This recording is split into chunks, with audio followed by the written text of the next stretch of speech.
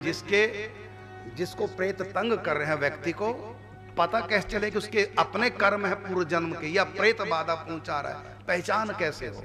गरुड़ ने पूछा तो यहाँ ठाकुर जी कहते हैं कि प्रेतग्रस्त प्राणी को बड़े ही अद्भुत स्वप्न दिखाई देते हैं। जब तीर्थ स्नान की बुद्धि होती है, बुद्धि में विचार आता है कि मैं तीर्थ स्नान करूं, क्या जब तीर्थ स्नान की बुद्धि होती है तो चित्त धर्म प्रायण हो जाता है और धार्मिक कृत्यों को करने की मनुष्य की प्रवृत्ति होती है, तब प्रेत बाधा उपस्थित होती है और उन पुण्य कार्यों को नष्ट करने के लिए चित्त भंग कर देती है। तो पहचान है, जब आप तीर्थ यात्रा के लिए निकले विघ्न आएगा, कर ही नहीं पाएंगे। घर में कोई धार्मिक अनुष्ठान करना चाहेंगे, कर ही नहीं पाएंगे, जरूर घर में लड़ाई होगी। ये चिन्ह है प्रेत बाधा के। और कल्याणकारी को कार्यों में पग पग पर बहुत से विघ्न आएंगे।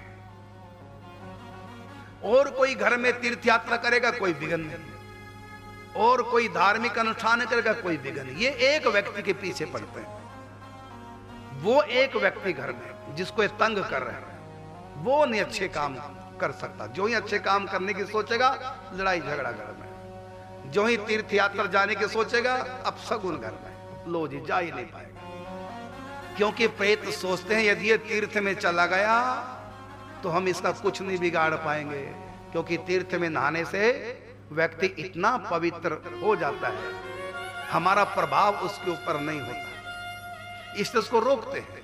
ये घर में कोई धार्मिक अनुष्ठान ना करे, लड़ाई करा देंगे, क्योंकि यदि धार्मिक अनुष्ठान पूरा कर दिया तब हम इसको कुछ नहीं कह पाएंगे। ये पहचान है प्रेत बाधा की। प्रेत बार बार अकल्याणकारी मार्ग में प्रवृत्त होने के लिए प्रेरणा देते हैं। वो घर में लड़ेगा, गुस्सा आएगा, अब शराब पीने लग जाएगा, घर वालों से उल्टा चलने लग जाएगा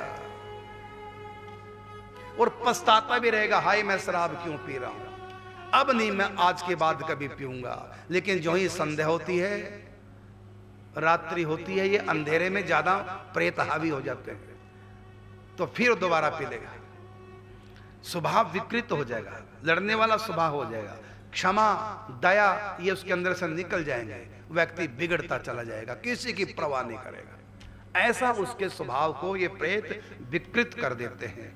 शुभ कर्मों में प्रवृत्ति का उच्चाटन कर देते हैं।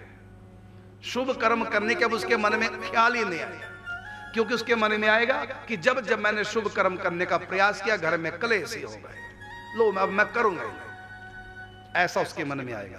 क्रूरता, उच्चाटन शुभ कर्मों से, क्रूरता, यह सब प्रेत के द्वारा किया जाता है। जब व्यक्ति समस्त विघ्नों को विधिवत दूर करके मुक्ति प्राप्त करने के लिए सम्यक उपाय करता है तो उसका वह कर्म हितकारी होता है और उसके प्रभाव से शाश्वत प्रेत प्रवृत्ति निवृत्ति हो जाती है। हे पक्षी, दान देना अत्यंत श्रेयस्कर है। दान देने से प्रेत मुक्त हो जाते हैं।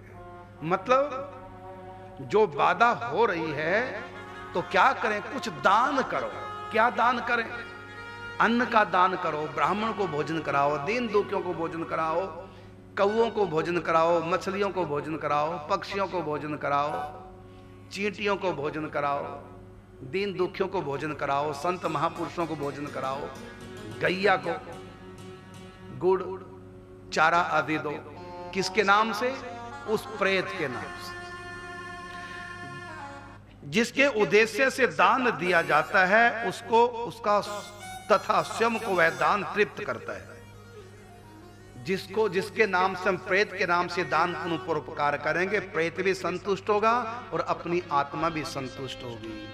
हे गरुड़, यह सत्य है कि जो दान देता है वही उसका उपभोग करता है। दान दाता दान से अपना कल्याण कर देता है। माने उस प्रेत का तो कल्याण करेगा ही, उसको बहुत बड़ा पुण्य लगेगा, उसका भी कल्याण होगा। ऐसा करने से प्रेत को भी चिरकालिक संतुष्टि प्राप्त होती है।